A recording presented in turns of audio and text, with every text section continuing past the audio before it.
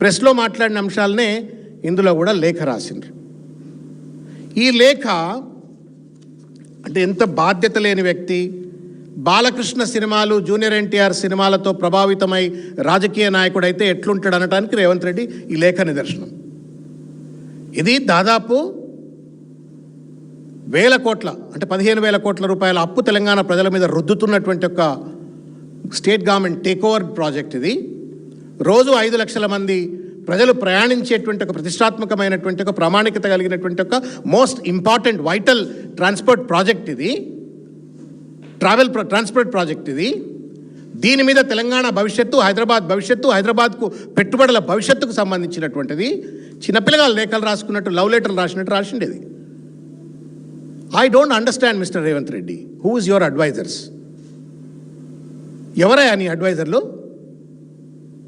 ఇంత పెద్ద ప్రామాణికత కలిగిన అంశాన్ని నువ్వు ఒక డివో లెటర్ రాసి ఆ డివో లెటర్ నన్నా పబ్లిక్ డొమైన్లో పెట్టినావంటే ఓకే బై, ప్రభుత్వం ఒక ప్రయత్నం చేస్తున్నది, ఆ ప్రయత్నాన్ని ప్రజలకు తెలియాలి పారదర్శకంగా అని చెప్పని పెట్టిండంటే అనుకోవచ్చు.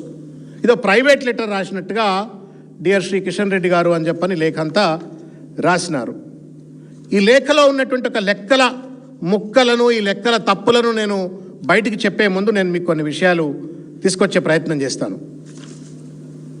ఏమంటాడు ఇక్కడ 9th paragraph, the government of Telangana and people of Telangana are not asking for charity or any special favor. We only ask that a duly sanctioned loan approved by the government of India.